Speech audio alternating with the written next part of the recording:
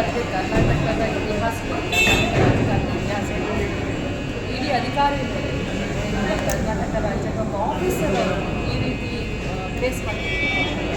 ಇದರಿಂದ ಅರ್ಥ ಮಾಡ್ತಾರೆ ಎಷ್ಟು ದೌರ್ಜನ್ಯವನ್ನು ಇವರು ಮಾಡ್ತಾ ಇದ್ದಾರೆ. ವಾಲ್ಮೀಕಿ ಹಗರಣದ ತನಿಖೆಗೆ ನಾವು ಯಾವ ಅಡ್ಡಿಪಡಿಸ್ತಾ ಇಲ್ಲ, ಅದು ತನಿಖೆ ಆಗ್ತಾ ಇದೆ. CBIನೂ ತನಿಖೆ ಮಾಡ್ತದೆ, SITನೂ ತನಿಖೆ ಮಾಡ್ತದೆ. ಆದರೆ ಇವತ್ತು ದುರ್ದೈವ ಅಂತಂದರೆ ಜನರಿಂದ ಗೆದ್ದು ಬಂದು ಸರ್ಕಾರವನ್ನು ಅಸ್ಥಿರಗೊಳಿಸಲಿಕ್ಕೆ CM ಹೆಸರನ್ನು ನೀವು ತಗೊಳ್ಬೇಕು, ಮುಖ್ಯಮಂತ್ರಿ ಸ್ಥಿತಿಯನ್ನು ಬೆಳೆಸಿ ನಡೀತಾರೆ. ಕೇಂದ್ರದ BJP ಸರ್ಕಾರಕ್ಕೆ BJPಯೇತರ ಸರ್ಕಾರವನ್ನು ಬೆಳೆಸೋದು ಒಂದೇ ಕೆಲಸ ಆಗಿದೆ. ದೇಶದ ಭವಿಷ್ಯ, ದೇಶದ ಅಭಿವೃದ್ಧಿ ಬಗ್ಗೆ ಅವರು ಗಮನ ಹರಿಸ್ತಾ ಇಲ್ಲ.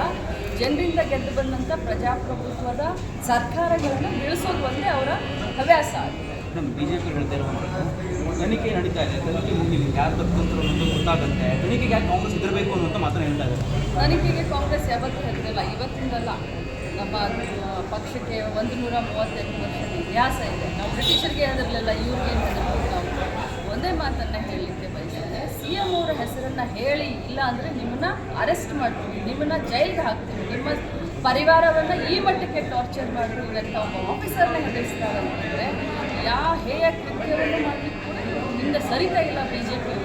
ಅದರ ವಿರುದ್ಧವಾಗಿ ಇವತ್ತು ನಾವು ಪ್ರತಿಭಟನೆಯನ್ನು ಮಾಡ್ತೀವಿ. ಫೈನಾನ್ಸ್ ಮಿನಿಸ್ಟರ್ CM ಗಮನಕ್ಕೆ ಬರೋದು ಇಷ್ಟು ದೊಡ್ಡ ಹಗರಣ ನಡೆಯೋಕ್ಕೆ ಸಾಧ್ಯನೇ ಇಲ್ಲ ಅಂತ BJP ಆರೋಪ ಮಾಡ್ತೀವಿ. ಈಗ ನಿರ್ಮಲಾ ಸೀತಾರಾಮನ್ ಅವರು ಫೈನಾನ್ಸ್ ಮಿನಿಸ್ಟರ್ ಸೆಕ್ಟರ್ ಇದೆ. ಸೊ ಈ ಒಂದು ಏನು ವಾಲ್ಮೀಕಿ ನಿಗಮದ ಏನು ಹಗರಣ ಆಗಿದೆ, ಎಲ್ಲ ಬ್ಯಾಂಕ್ಗಳು ಇನ್ವಾಲ್ವ್ ಇದ್ದಾವೆ, ಎಲ್ಲ ರಾಷ್ಟ್ರೀಕೃತ ಬ್ಯಾಂಕ್ಗಳು ಇನ್ವಾಲ್ವ್ ಇದ್ದಾವೆ. ಮತ್ತು ಅವರು ಮೊದಲು ನಿರ್ಮಲಾ ಸೀತಾರಾಮನ್ ಅವರು ಮೊದಲು ರಾಜೀನಾಮೆ ಕೊಡಬೇಕು, ಆಮೇಲೆ CM ಅವ್ರ ಬಗ್ಗೆ ಮಾತಾಡಲಿಕ್ಕೆ. ಯಾವ ರೀತಿಯಾಗಿ ಹೋರಾಟ ಮಾಡ್ತೀವಿ ಮುಂದಿನ ಈಗ ಸದನದ ಹೊರಗಡೆ ಹೋರಾಟ ಮಾಡಿದ್ದೀವಿ, ಈಗ ಸದನದ ಒಳಗಡೆ ಹೋರಾಟ ಮಾಡ್ತೀವಿ. ಮುಂದೆ ನಮ್ಮ ಪಕ್ಷದಲ್ಲಿ ಕಾನೂನು ಸುಮಾರು ಜನ ಇದ್ದಾರೆ, ಎಲ್ಲರೂ ಕೂತ್ಕೊಂಡು ಚರ್ಚೆ ಮಾಡಿ ಮುಂದೆ ಯಾವ ರೀತಿ ನಾವು ನಮ್ಮ ಸರ್ಕಾರವನ್ನು ಸುಭದ್ರಗೊಳಿಸಲಿಕ್ಕೆ ಮತ್ತು ಏನು ಮುಖ್ಯಮಂತ್ರಿ ಕಳಂಕ ತರಲಿಕ್ಕೆ ಹುನ್ನಾರ ನಡೆಸ್ತಾ ಇದ್ದೀವಿ.